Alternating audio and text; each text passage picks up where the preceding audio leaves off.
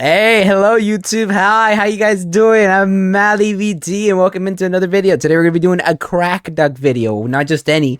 We're gonna do one of my favorite human faction in Warhammer. That being the Grey Knights. We love the Grey Knights. I love the Grey Knights. My favorite faction. I think their armor is cool. I think their demon hunting ways, their demon names are awesome. The fact that they have to give, their whole job is giving Angron a bigger aneurysm and sending him back to the realm, even though that does cost them a lot of numbers. Because no, they're great, but they're not that great. All right, next to the head still kills them, but it's a very funny faction, you know. I like it, you know. No witnesses, you know. So that being said, I'm just thinking we could just very easily and very nicely just get through this one, you know. So without further ado, let's go ahead and start this reaction. I just realized I wouldn't be recording the audio if I don't fix that literally right now. So we're going to do that right now. There you go. Hi friends, Space Marines are certainly cool, but you know what would make them even cooler? Well, if they're all wizard knights, had sweet shiny armor, and arm guns. With all that cool stuff, you have the Grey Knights. The Grey Knights are a rather unique chapter and are one of the most, their blades if are not awesome, the most elite Space Marine chapters ever. These fellas are the premier demon hunters of the Imperium as the Ordo Militant of the Inquisitorial Ordo Malleus. The Grey Knights were made at the tail end of the Horus Heresy, right before the final clash with Horus. The Emperor prepared the Imperium for the worst. Well, some would say that the Horus Heresy was the worst, so I suppose the super worst. But anyways, knowing that yeah, the super worst. Angron killed like 100 Grey Knights, so that's impressive. Still though, I know he killed 100 of them. They still okay. They still impressive though. Okay, I'm pretty sure didn't they do that thing to Mortarion where he wrote one of the chapter masters' names on Mortarion's heart? Or am I thinking about somebody else? If so, I'm like, come on, man, come on. That's badass. If he fell, the Imperium would be vulnerable to the ever-growing forces of chaos. The Emperor sent Super Chad Malkador to gather Imperials fit to defend humanity from the ever-growing chaos menace. Yes, but didn't Morty, which is a Primarch, a demon Primarch from Nurgle, didn't he get beat up by one and then get a name inscribed into his heart? I don't know about that. I'm pretty sure. I can look it up while I do this. Malkador brought forth 4 normal human lords and 8 space marines. Most of the marines were likely from his Knights Errant, which were an elite group of marines from all chapters, traitor and loyalist, who performed special operations for Mr. the Sigillite. These marines were taken to the moon of Saturn, Titan, to establish a new chapter in the ultra super secret fortress monastery on Titan. Originally, this new chapter began with marines from existing legions, but going forth, all new aspirants would be forged with a special gene seed based on the Emperor himself. Malkador appointed Janus, a former Thousand Son, to be the first Supreme Grand Master of the Knights and began production on the new mysterious breed of Marine. Yeah, I was right. It was Kaldar Drago. I was right. Kaldar Drago wrote his friend's initials on Mortarion's heart. It's pretty much the only loyalist of the Thousand Sons. Yeah. The point is, alright, the Grey Knight put the initials of his friend on Mortarion's heart, okay? And thus, the 666th chapter was born. I know it's Kaldar Drago specifically, 18, but still. 19, 20, 666. Kaldar moment, yeah. Alright, that's a bit disingenuous, as there is an in-lore explanation for this. During the Siege of Terra, there was just so much insano warp energies in the solar system that funky shit started happening. And of said funky shit, one of the funkier shits was the entire moon of Saturn just disappearing into the warp. Yeah. And then years later, during the second founding, it finally returned. Yep. And thus, the Grey Knights were officially dubbed the 666th chapter, which also seems a bit far-fetched, as the second founding almost certainly didn't have 646 new chapters, but we all know that the Grey Knights were clearly named the 666th chapter because it's cool and edgy, and they just wrote some of the lore to be band-aid solutions to the reason. God, I love their weapons. I love their wrist pistols. If I remember right, each bullet is like 1 life. That's like a whole 1 life thing on for each bullet of armor or of ammo, but the ammo is actually really good against demons, so it's kind of like, it's a very extreme approach, but my god, do we get results though? We do get results. It doesn't really matter that it doesn't make sense, because it's cool, and it's also kind of funny that the ultra demon hating chapter bears the number of the beast. But anyways, one convenient thing about your super mega chapter disappearing into the warp for a bit is that the warp is a strange place and time rarely progresses regularly. Plus, you'll constantly be facing demons and horrors beyond human comprehension. Logic, real. Which, that second one might not sound like a benefit, but for insano super dudes like the Grey Knight... Also, can we just think about how cool it is that they have the Emperor's Gene Seed, and that makes them completely uncorruptible? I'm pretty sure there's been not any Grey Knights at all to be ever corrupted, which is, I think, just, damn, that's insane. Knights, it indeed is. So, when the Grey Knights I'm fanboying here. I'm biased. Full-fledged chapter of elite demon-killing machines, fortified against the treacherous influences of chaos. How convenient.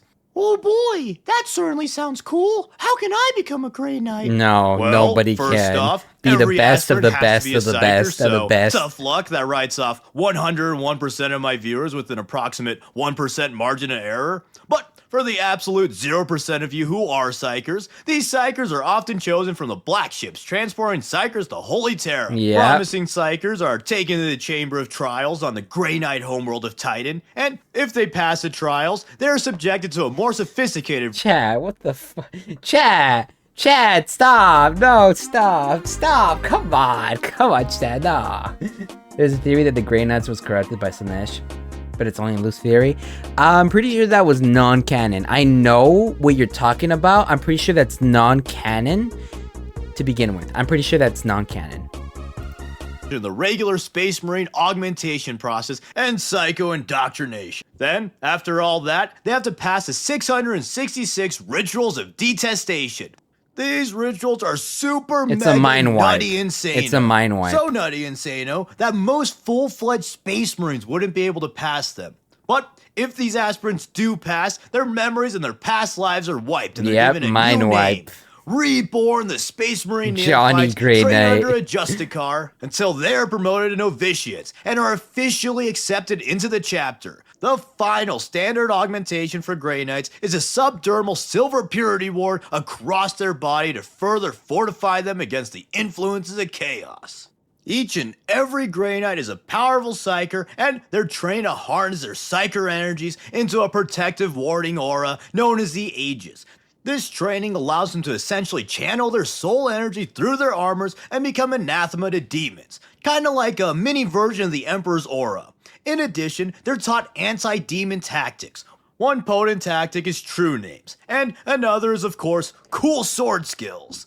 But back to the first one. To demonstrate how powerful true names really are... You know, I was gonna say, our true names are absolutely devastating. That's just how you banish demons completely. A big fuck you to them, you know? You should kill yourself now! And the demon's gonna be like, fuck! But I was gonna say, they really do have that though in their back pocket. It's not even a joke. Oh my god, I forgot what I was gonna say. We're gonna move on.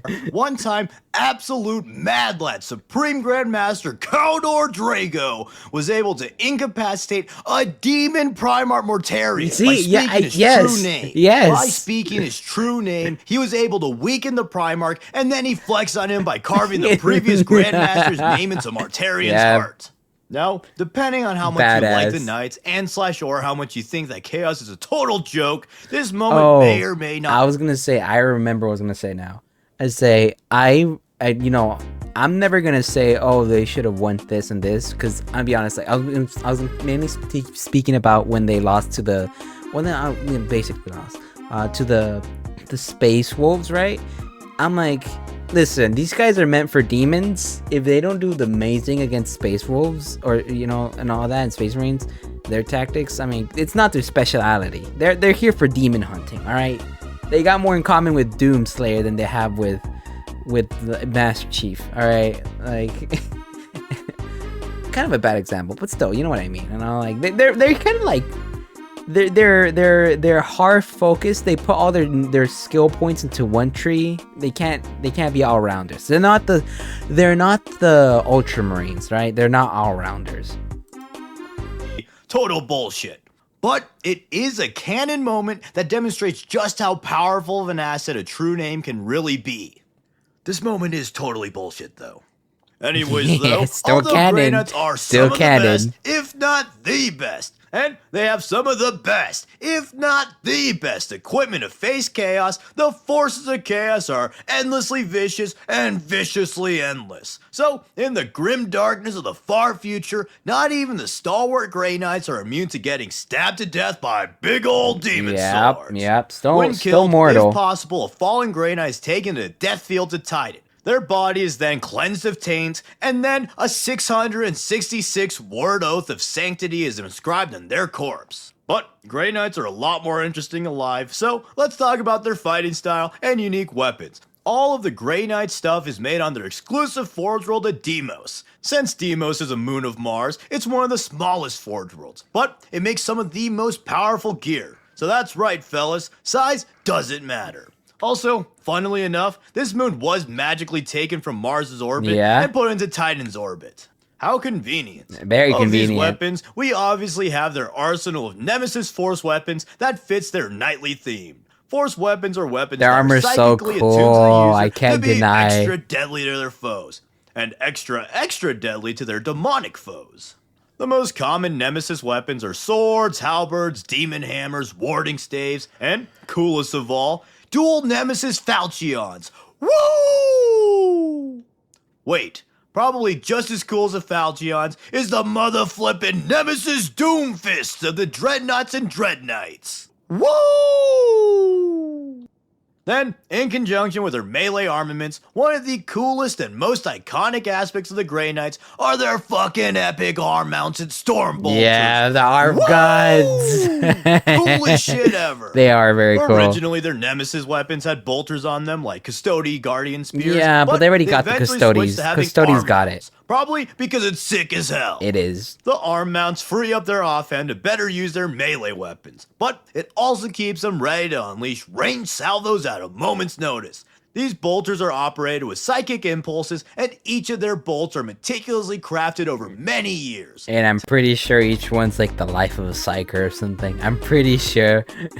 I'm pretty sure. To make even a single blessed null bolt, a person pure of soul and devotion is sacrificed. I told you. Thought 50 I told cents you. to shoot a I told you. 357 was bad. Phew.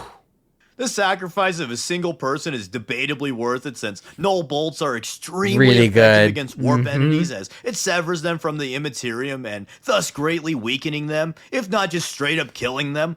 But also, storm bolters shoot like a ton of bolts, so is like a single burst really more effective logistically than a few guardsmen or a gaggle of devoted Imperials? I don't know, but it also shows how insano and callous the Imperium can be, so that's interesting flavoring at least.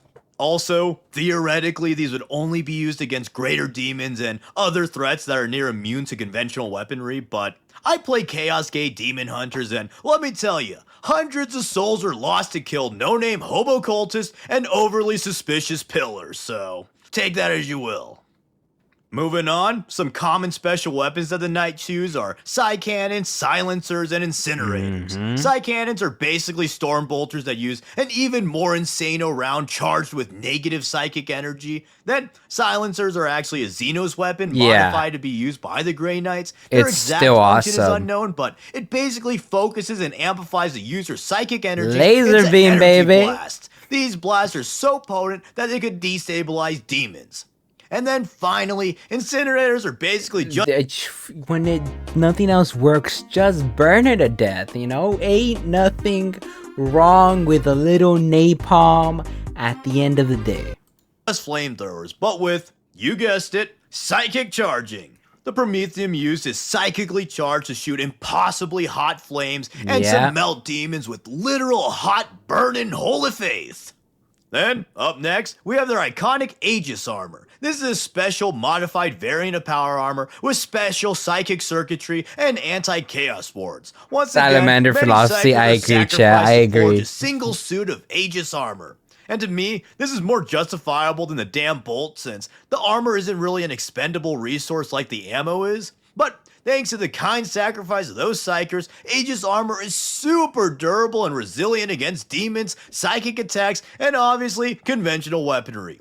But if they want to be even more unkillable, they can opt for Terminator armor. And uniquely, every single Grey Knight is authorized to use Terminator armor rather than just a veteran, since to even become a Grey Knight, you're already the top of the— Yeah, to be, because it's not like they're picking from humans, right? Exactly, right. Half the time they're kind of like dipping into like even other chapters to begin with. Like, you're doing really good and you also have psychic powers. I'm gonna take you. It's like, hey, guys, we're gonna take one right here. Scoop them up, okay? Congratulations, welcome to the squad. I'm pretty sure. Or am I thinking about Death Watch? I might be thinking about Death Watch there. Never mind. I might be mixing it up. Okay, I am not a super nerd. Okay, I'm just an average nerd Joe. All right, even not nerd when we breed the job. Right? I'm just like, kind of, right? The top. Oh, we got a bot. Then, as for Grey Knight tactics, they operate in complete secrecy. Even to other Space Marines, the Knights are either wholly unknown or mere myths. And to those who do witness them, they're mind-wiped or executed. Murdered. To ensure this secrecy, the Knights are only called to face the most heinous chaos threats.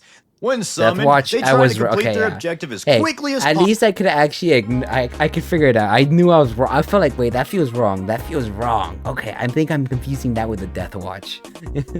Possible. So they'll teleport close to their enemy as possible, wreck shit, and then teleport away in complete secret. And if any other Imperials do catch a glimpse of them, well, the Inquisition will throw a bitch fit and try to execute all those Imperials. Furthermore, in the tactics department, Grey Knights are often put into specialized squads. Strike squads are the basic unit that forms the backbone of their formations. Inceptor squads are the coolest ones, as they all have personal teleporters to wreak havoc with unparalleled mobility. Then, Purgation squads are the heavy weapon specialists. And finally, the two most elite squads are the Purifiers and the Paladins. Paladin sounds awesome. Both of these are composed of the most elite and most pure Knights in the chapter. The Purifiers are the holiest and most spiritual. They ensure the sanctity of the order while also inspiring their brothers in battle. And the Paladins are the most accomplished fighters in the chapter. These dudes are even nuttier than the average Grey Knight and are some of the most skilled combatants in the Imperium and entire universe for that matter.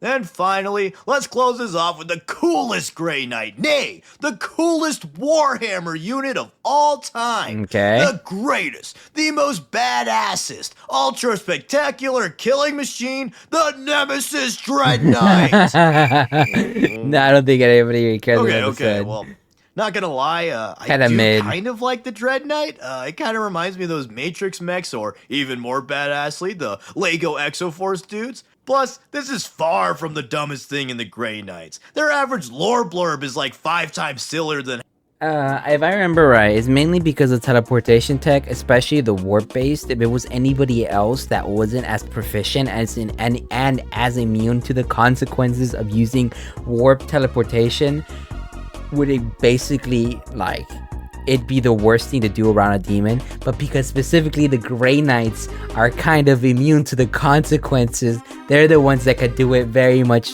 willy-nilly without having to worry about the consequences too much. If I remember right, for the reasoning of why specifically the Grey Knights could use the teleport so much. Pretty much, yeah. Okay, see? I do know knowledge. Pretty much. All right, yeah. And how this thing looks. If the model could just do anything but its silly-ass, awkward prom picture stance, it actually does look pretty badass. Plus, this thing was made to combat greater demons, so the imagery of this thing dueling a huge bloodthirster or something is just super hella cool. But that's the Grey Knights. If you want an ultra elite but not quite Custodes elite, super ultra pure mega marines, then these are your boys. Hell, in their entire chapter history, not a single knight fell to chaos. Oh man, that is pure. Yeah, it is also, very pure. Admittedly, I've never been that big of a Grey Knights fan. I'm more of a Space Wolf enjoyer myself. One big hang up I have is that I'm torn whether or not I like how silly extreme their lore is. A lot of people say that Grey Knights are an example of grim derp, and that would be because they are. Like, the 1 in a million novitiates becoming Grey Knights thing. A single life for a single bullet. Hundreds of lives for armor, etc., etc. It's just logistically absurd. Like, it's hard to believe that 1,000 Space Marines or something is somehow less effective than a single Grey Knight. Or hell, even a custodian seemingly has less sacrifice made to make one of them. Grey Knight recruitment trade. Look what they need to mimic a fraction of our power. True. And I actually love the silly and over-the-top nature of 40k. Grey Knights just kinda skirt the line for me.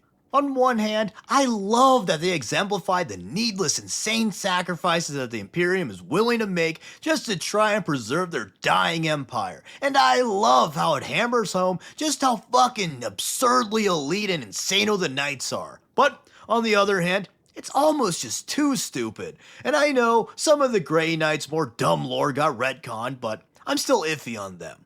But, I mean, it's hard not to like super wizard space marines with dual magic swords and an armed machine gun. And also, aesthetically, they're some of my favorites. Aesthetically, they're time. amazing. I'm just not a huge fan of their lore.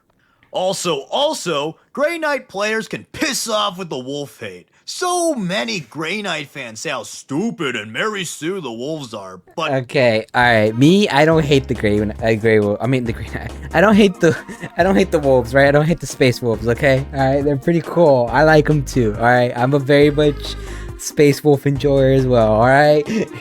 you literally like the Grey Knights. When you get down to it, the Space Wolves and the Grey Knights are actually quite similar. They pull off absurd feats that shouldn't be possible. They're great against Psychers, they love their runes, and they have crazy Extremo characters, and so on and so on. Space Wolves just aren't total dickheads like the Grey Knights are. Also, I don't even care about the OP characters in a setting like 40k, since I believe rule of cool trumps most things, and OP characters are cool. But just don't be a hypocrite with your blind faction simping.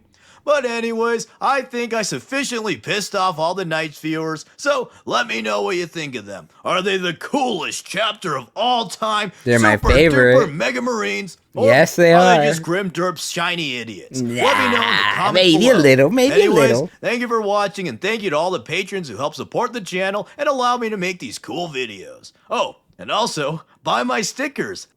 And, as always, please like, comment, subscribe, and consider sharing to all your super duper mega elite wizard marines. People say Space Wolves killing Grey Knights is bullshit, as if Grey Knights banishing Primarchs every weekend isn't the real issue in that power scale. As if Grey... Hey, listen. You have a point. I won't deny that's kind of bullshit. I don't really like the Grey Knights. That's completely fine. It's whatever for me. I won't take it seriously. This is great. As always, the original video is gonna be at top of the description down below. Make sure to check this guy out. Amazing channel. Love his content. CrackDuck makes amazing content. I love it. As always, don't forget to like and subscribe if you enjoy my content, and I will be catching you guys on the next video. Bye bye.